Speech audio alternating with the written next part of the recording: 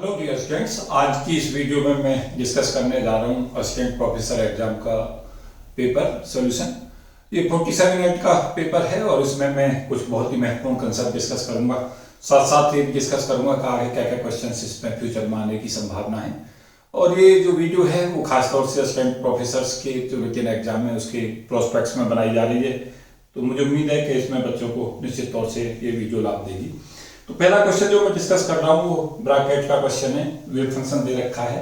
पहला क्वेश्चन जो मैंने इसमें डिस्कस किया है वो है वेव फंक्शन दे रखा है in the form of graph. Wave function दे रखा है साई इक्वल टू 1/√2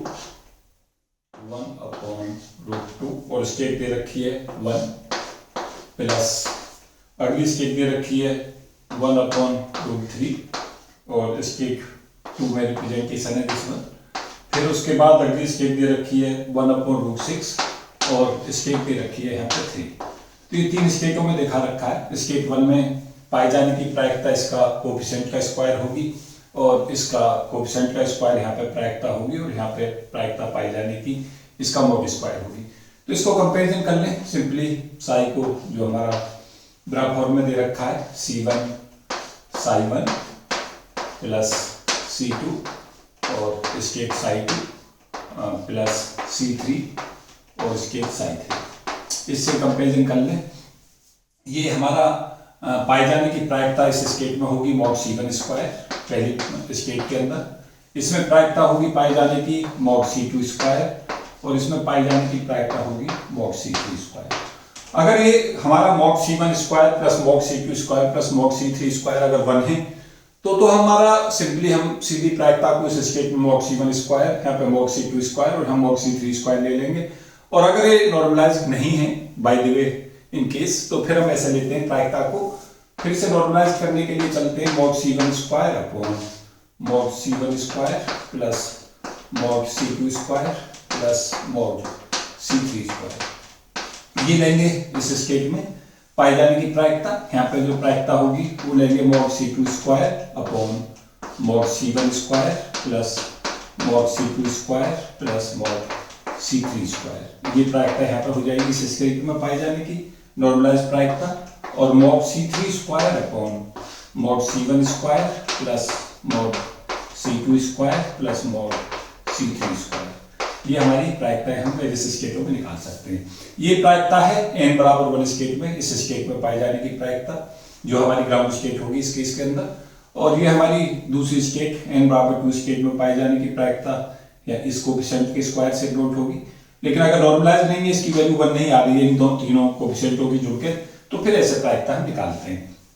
काफी क्वेश्चन इस पर पूछे जाते हैं। तो यहाँ पे हम देखें किस स्टेट में पूछी है क्वेश्चन के अंदर। एक बार रीड कर देता हूं मैं पूरा क्वेश्चन में दे रखा है कि ये सिस्टम है, इसकी स्टेट इस तरीका से रिप्रेजेंट की गई है। 1 2 3 जो है ग्राफ फॉर्म में दे रखे हैं और ये हमारी 1 स्टेट ग्राउंड स्टेट को दिखाती है। ये स्टेट ग्राउंड स्टेट है और ये हमारी फर्स्ट सेकंड एक्साइटेड स्टेट है। फिर पूछा है कि उत्तेजित अवस्था में पाए जाने की संभावना क्या होगी, means probability of finding the system in excited state. तो ये स्टेट हमारी एक्साइटेड स्टेट है, तो इस कोफिशिएंट से हम निकाल सकते हैं। ये हमारा आंसर होगा।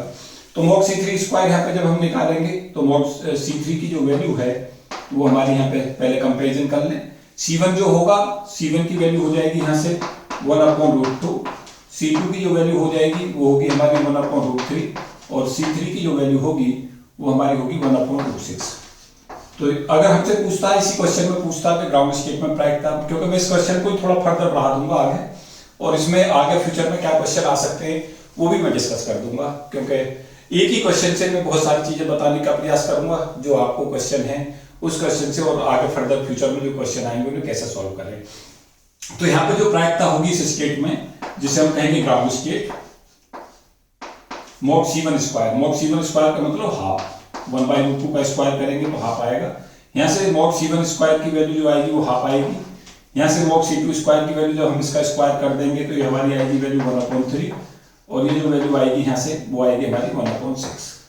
तो अगर ग्राउंड स्टेट में इसका आंसर पूछा जाता है तो 1/2 यहाँ से ले लें और 6 यहाँ से एलसीएम ले लें। तो यहाँ से 2 3 या 6 3 यहाँ आएगा और 2 यहाँ से आ जाएगा प्लस 1 यहाँ आएगा। तो ये नॉर्मलाइज्ड है। इसका मतलब ये हुआ कि ये जो प्रायिकता है ये 1 बना रहा है। इसका मतलब ये है कि यहाँ mod C1 square plus mod C2 square plus mod C3 square की वैल्यू सिंपली 1 आ गई। तो यहाँ पे प्रायिकता हो जाएगी हमारी हाफ ग्राउंड स्टेट में। और अगर इसी में पूछता है फर्स्ट एक्साइट स्टेट में प्रायिकता बताइए, तो फर्स्ट एक्साइट स्टेट जो होगी ग्राउंड स्टेट के बाद ये स्टेट n बराबर 1 ग्राउंड स्टेट हो गई, n बराबर 2 फर्स्ट एक्साइट स्टेट होगी। यहाँ पे प्रायिकता अगर पूछता है इसी क्वेश्चन में तो इसका कोफिशिएंट का स्क्वायर ये लेते अपॉन इन तीनों का सम हमने अभी देख लिया है, तो यहाँ आंसर हमारा हो जाता 1/3। अगर अब इसमें पूछता है कि इसमें प्रायिकता कितनी होगी, तो सेकंड एक्साइट स्टेट में जो प्रायिकता होगी वो हमारी आ जाएगी मॉड C3 स्क्वायर मींस 1/6, 1/6 का स्क्वायर करेंगे और ये तीनों ऐड होकर 1 आ जाएंगे, तो यहाँ प्रायिकता हो जाएगी 1/6। अब नेट प्रायिकता देखें कि 1 बनी या नहीं बनी। तो नेट प्रायिकता जो होगी 1 स्टेट में पाए जाने की प्लस प्रायिकता P2 2 स्टेट में पाए जाने की और P3 n बराबर 3 स्टेट में पाए जाने की, वो चेक कर लें एक बार। वो हमारा हो जाएगा 1/2 प्लस 1/3 प्लस 1/6। 6 यहाँ से एलसीएम ले लें और ये 3 प्लस 2 प्लस 1 ये आएगा 1। इसका मतलब है कि नेट प्रायिकता 1 आ गई। इसका मतलब है ये वेव फंक्शन जो था हमारा नॉर्मलाइज है। अगर हमारा नॉर्मलाइज वेव फंक्शन नहीं होता तो प्रायिकता इस कंसेप्ट से निकालते हैं, और अगर हमारा नॉर्मलाइज्ड वेव फंक्शन है तो ये वैल्यू को 1 ले लेते हैं और उसके बाद में से सॉल्व कर लेते हैं। इसमें क्वेश्चन फ्यूचर में कैसे पूछे जा सकते हैं मैं वो भी डिस्कस कर दे रहा हूँ कि इसमें क्वेश्चंस में ऐसे भी पूछ सकता है कि इस स्टेट के अंदर हमें एनर्जी दे दे। सपोज क्या वो कहता है यहाँ पे पाए जाने की प्रायिकता के साथ एनर्जी 1 इलेक्ट्रॉन वोल्ट है, यहाँ 2 इलेक्ट्रॉन वोल्ट है और इस स्टेट में कह देता है 3 इलेक्ट्रॉन वोल्ट है और कहता है पूरे सिस्टम की एनर्जी निकालिए कि एनर्जी पूरे सिस्टम की क्या होगी। तो इसी में जो हमने प्रायिकताएं निकाल ली है P1 P2 P3, उन्हीं में हम एनर्जी अगर इसमें क्वेश्चन में पूछता है तो E की वैल्यू को निकालने के लिए हम क्या कर सकते हैं, एवरेज एनर्जी E की जो वैल्यू होगी वो P1 E1 plus P2 E2 plus P3 E3 हम कैलकुलेट कर लेंगे, ये एवरेज एनर्जी होगी। मैं समझना चाहूंगा कि जो क्वेश्चन आ चुका है उसी में क्वेश्चन में आगे क्या क्या आ सकता है, उस तरीका के क्वेश्चन में इसमें मैं डिस्कस कर रहा हूँ। तो P1 की वैल्यू हमने यहाँ हाफ निकाली हुई है तो हाफ ले रहे हैं P1 की जगह पे और E1 की जगह पे 1 इलेक्ट्रॉन वोल्ट वैल्यू रख दें। P2 की वैल्यू हमने यहाँ पे कैलकुलेट की हुई है 1/3, तो 1/3 को 2 से मल्टीप्लाई कर दें, वो यहाँ पे लिखें। उसके बाद P3 की जगह पे वैल्यू जो ले लें वो 1/6 ले लें प्रायिकता इस स्टेट में पाए जाने की, और E3 की जो वैल्यू वो 3 रख दें और फिर एवरेज एनर्जी के लिए P1 E1 plus P2 E2 plus P3 E3 इसमें तीनों की वैल्यू को पुट करके उसे सॉल्व कर लें। तो इस टाइप के क्वेश्चंस जो है काफी पूछे जाते हैं इस कंसेप्ट पर बेस। तो मुझे उम्मीद है कि ये कंसेप्ट आपकी समझ में आया होगा। क्वांटम मैकेनिक्स का एक महत्वपूर्ण कंसेप्ट है। तो इस टाइप के क्वेश्चंस में आगे वीडियो में डिस्कस करने जा रहा हूँ। तो इस वीडियो में इतना ही, एक क्वेश्चंस और इसके आसपास की चीजें मैं इसमें डिस्कस कर रहा था। कुछ आगे वीडियो और अपलोड करूंगा, तो लगातार इस चैनल को देखते रहें, चैनल को सब्सक्राइब कराते रहें। Thank you and best for all of you. जय हिंद।